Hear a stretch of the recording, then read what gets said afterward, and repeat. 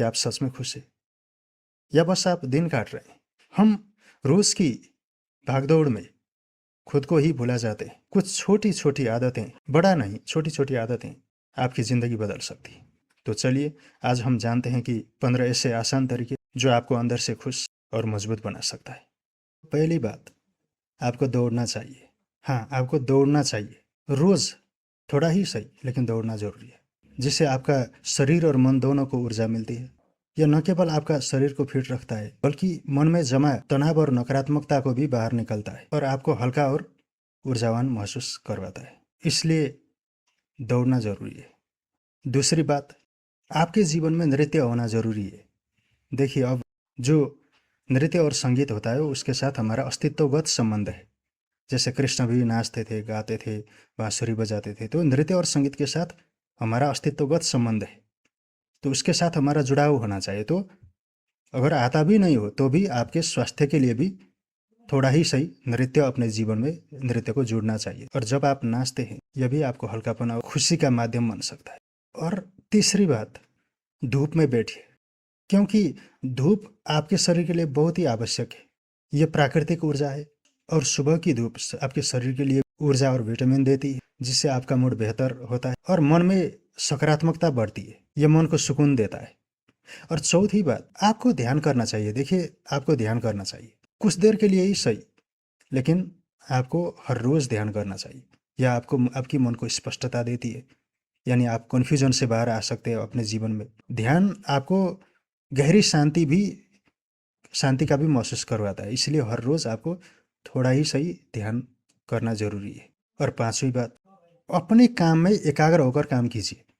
देखिए, अगर आप एकाग्र होकर काम करते हैं तो बहुत कम समय में अधिक बेहतर परिणाम मिलते हैं, जिससे आपका कॉन्फिडेंस भी वृद्धि होती है और आपको बहुत सुकून भी मिलता है कि कम समय में अधिक लाभ आपको मिल सकता है। अगर आप फोकस होकर आप अपना काम करें, अपना एकाग्र होकर अगर आप अपना कार्य करते हैं तो। और छठी बात कि वजन उठाइए और यानी व्यायाम कीजिए। वजन उठाना, व्यायाम करना आपका शरीर को मजबूत और आत्मविश्वास की वृद्धि करता है, जिससे जीवन में ऊर्जा बनी रहती है। जब आप अपने शरीर को चुनौती देते हैं तो आपके अंदर से एक आवाज़ आती है कि हाँ, मैं भी कर सकता हूँ, मैं कर सकता हूँ, ऐसा आपके अंदर से आवाज़ आती है। और सातवीं बात, अगर हो सके तो हर रोज़ ठंडा पानी से स्नान कीजिए। ठंडा पानी जो होता है वो आपका शरीर को ताजगी देता है, फ्रेश करता है, तो दिन भर आप फ्रेश हो सकते हैं।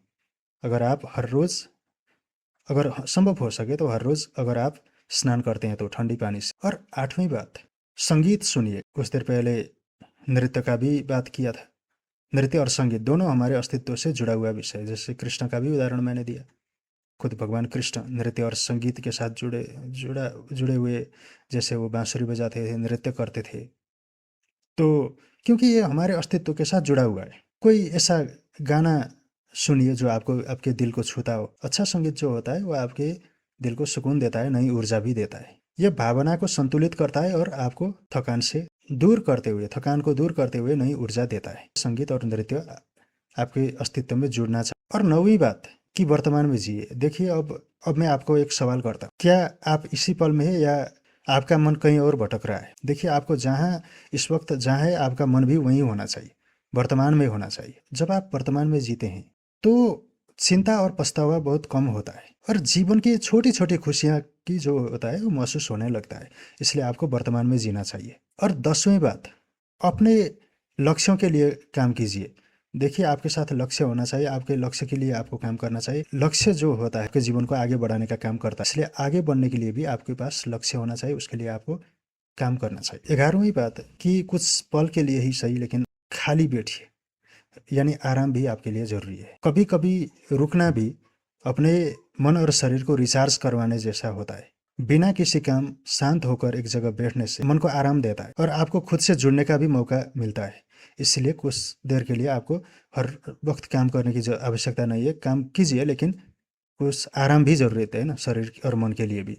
अब 12वीं बात कि नई चीज़ का अनुभव कीजिए। नई चीज़ जो है उसका अनुभव करने से आपका सोचने का तरीका बदल सकता है, नई ज्ञान भी हासिल हो सकती है। इसलिए नई चीज़ों का अनुभव करना आवश्यक है, ज्ञान की वृद्धि के लिए भी, और आपको नई सोच के का अवसर भी प्राप्त होता है।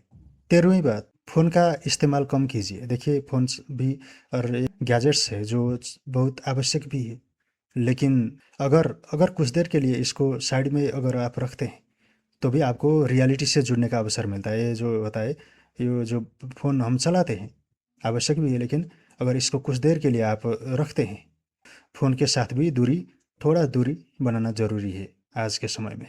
और 14वीं बात, समझदारी के साथ काम कीजिए, क्योंकि जब आप समझदारी से काम करते हैं तो आपके फैसले सही होंगे, और जब आपका फैसला सही होगा तो आप करेंगे कि मैंने सही निर्णय लिया था। इससे आपको लगेगा कि मैं सही रास्ते पर हूँ, क्योंकि सही रास्ते पर भी होना ज़रूरी है। और अंतिम और 15वीं बात, सकारात्मक विषयों की ओर ध्यान दीजिए, क्योंकि दुनिया में नकारात्मकता तो है ही, लेकिन सकारात्मकता की ओर आपको बढ़ना चाहिए, उस विषय पर चिंतन मनन करना चाहिए। सकारात्मकता के प्रति अगर आप दृष्टि लगाते हैं तो आपका पूरा जीवन सकारात्मकता की ओर आगे बढ़ सकता है। नकारात्मकता को साइड लगाकर सकारात्मक होना जरूरी है। तो ये थी 15 आसान आदतें जो आपकी ज़िंदगी पूरी बेहतर बना सकती है, अगर आप अपनी रोज़मर्रा के जीवन में इसका उपयोग करें तो। अगर आपको इस वीडियो पसंद आया है तो लाइक कीजिए, शेयर कीजिए अपने दोस्तों के साथ।